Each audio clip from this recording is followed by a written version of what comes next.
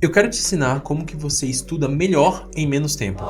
Pera, não é um vídeo genérico. Eu juro pra você, me dá uma oportunidade. A maioria das pessoas vão fazer vídeos baita genéricos com essa chamada muito chamativa, que afinal, quem não quer, né, estudar melhor em menos tempo? Mas a verdade é que eu quero te mostrar o que a ciência revela pra gente, que são o que a gente realmente pode fazer pra estudar com mais praticidade, em menos tempo, fazer com que as nossas sessões de estudo sejam sessões mais otimizadas e a gente realmente tenha duas coisas: efetividade pra gente entender e lembrar daquilo que a gente tá estudando, e dois, a gente consiga realmente reduzir o tempo que a gente tá estudando, fazendo com que a gente abra margens pra fazer outras coisas. Afinal, o nosso tempo, ele é muito corrido.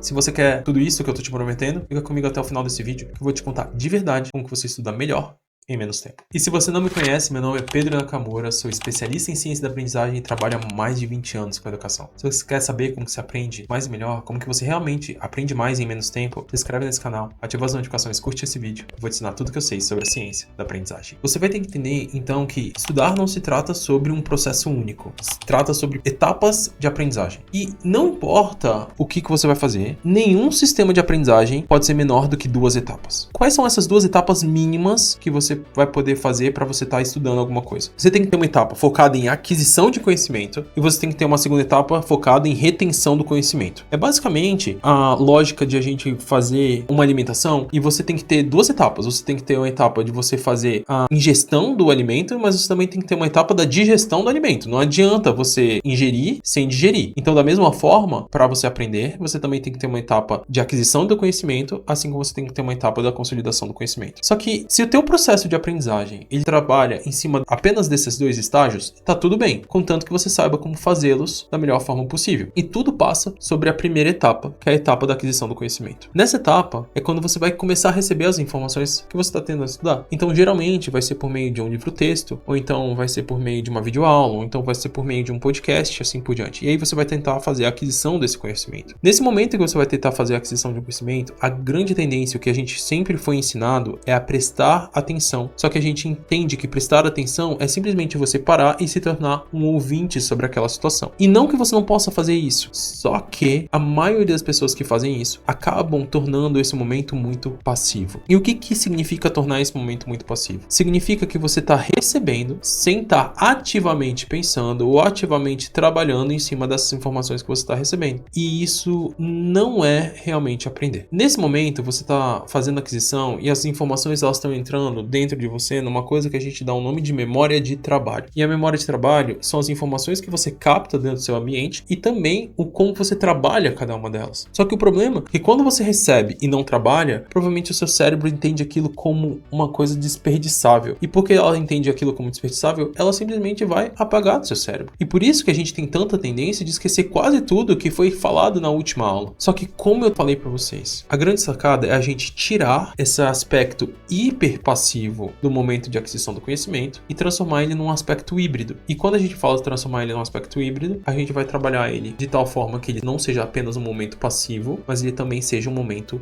ativo. A maioria das pessoas vira pra mim e pergunta: poxa, Naka, você fala tanto sobre envolvimento ativo, mas eu não entendo realmente o que é esse envolvimento ativo. O que realmente você quer dizer com estar ativo em relação à tua aprendizagem? E aí, quando a gente fala sobre o nosso esforço cognitivo, a gente basicamente vai falar que o envolvimento ativo, ele significa fazer pelo menos um de três coisas possíveis. A primeira coisa é a elaboração. Basicamente, você pegar e captar aquelas informações que você acabou de receber e na sua cabeça você transformar aquilo com as suas próprias palavras. Esse processo de você transformar com as suas próprias palavras, a gente vai fazer isso por meio das associações que existem com informações que você já conhece, informações que você já tem. E quando você associa com informações que você já tem, você expõe isso de uma forma que você concebeu. Essa prática, chamada prática elaborativa, ele é um envolvimento ativo. A segunda forma que a gente tem de ter envolvimento ativo é por meio de uma prática que a gente chama de transferência. E a transferência é basicamente você conseguir fazer a aplicação daquelas informações em contextos diferentes. Com a tua força mental, você analisar aquilo que você acabou de receber e virar: beleza, como que eu aplico isso nessa situação? E como que eu aplicaria isso nessa situação? E quando você começa a fazer essa transferência de você conseguir aplicar para entender como que funciona em cada uma das situações, isso é um exemplo de envolvimento ativo. Mas existe um terceiro processo de envolvimento ativo, talvez seja o mais importante de todos eles, que é o processo da evocação, que é basicamente a prática de lembrar. O fato de você estar resgatando uma informação de dentro para fora. A pessoa trouxe essa determinada informação, a partir do momento que você já começou a perceber que começou a cair no esquecimento, você vira e fala, literalmente, pera, o que foi que a pessoa falou para mim? Aí você tenta, faz uma pausa e com esforço você tenta resgatar mesmo o que você fez. Quanto mais difícil for você lembrar daquilo, melhor vai ser para você depois, desde que você consiga resgatar o que a pessoa falou. A tua facilidade para trazer de volta memórias que foram muito difíceis de serem resgatadas facilita muito. Agora, em compensação, se você tenta rapidinho, um pouquinho só, e você já desiste, e desistindo você vai lá e cola, ei, o que foi mesmo que a pessoa trouxe, sem fazer muito esforço, aquilo vai ter pouca efetividade para a tua memória. Quando a gente fala sobre envolvimento ativo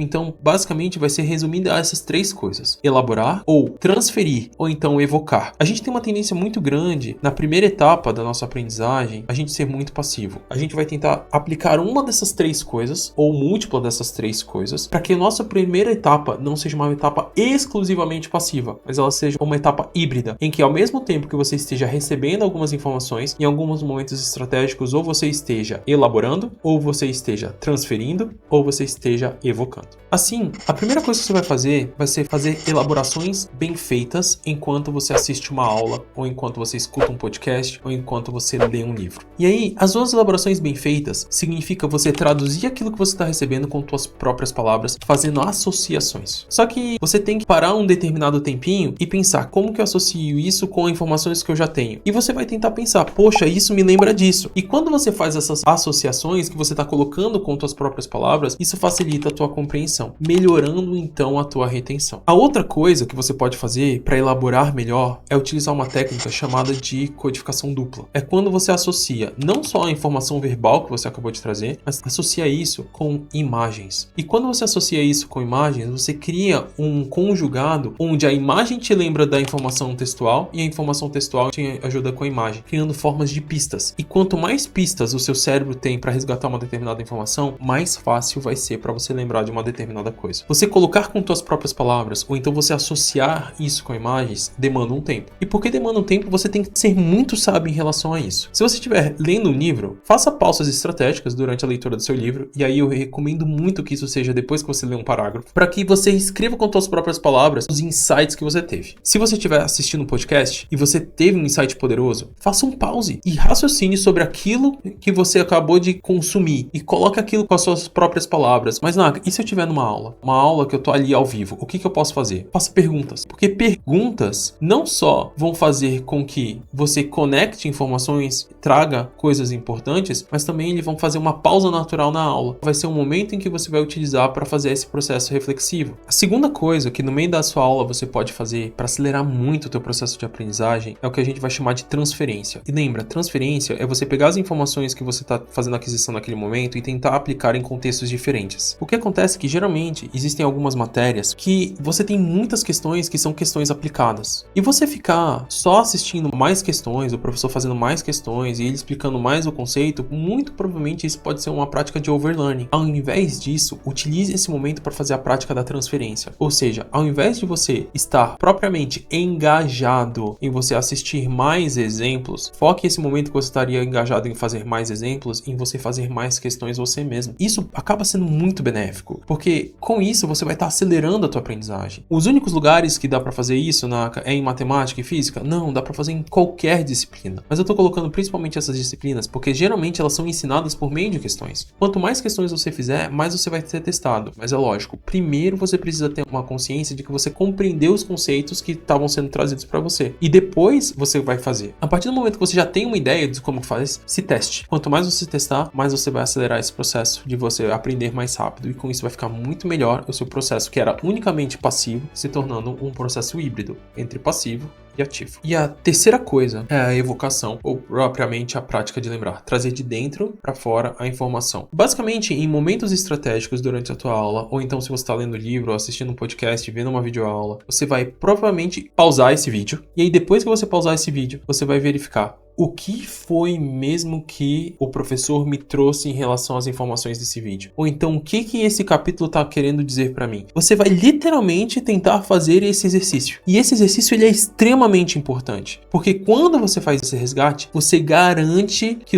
a sua memória não vai ser esquecida mais de uma forma tão fácil. Quanto mais você souber que não se trata somente sobre fazer a aquisição do conhecimento, mas trata também sobre não esquecer aquilo que você está tentando estudar, mais o seu estudo vai ser efetivo, mais as tuas aprendizagem vai ser duradoura e mais fácil vai ser aprender qualquer coisa. E aí, se você lembra que a gente tinha 2 etapas como um mínimo do nosso sistema de aprendizagem, que é o momento de aquisição e depois o momento de consolidação, o que vai acontecer é, no momento de aquisição, que você estava único e exclusivamente passivo, ele depois viria para o momento de consolidação que você deveria fazer questões, você deveria fazer revisões, você deveria fazer mapas mentais, não importa, você teria que fazer alguma prática ativa para tentar resgatar aquelas informações que foram trazidas no seu momento de passividade. Mas aqui vem a grande chave, a grande virada para o seu estudo ficar mais rápido. A partir do momento que eu te ensinei que essas 3 técnicas, a evocação, a elaboração e a transferência, elas fazem com que esse momento de passividade ele não só seja passivo, mas ele também seja ativo, o teu momento de consolidação agora ele vai ser mais rápido. E por quê? Porque você não precisa mais de tanta intensidade aqui. E fora isso, que como você fez um primeiro processo de resgate nesse primeiro momento, o que vai acontecer aqui é que você não vai fazer um primeiro resgate, você já vai fazer um segundo resgate, porque você teve um primeiro momento ativo durante a sua aquisição, mas também o fato de você ter feito já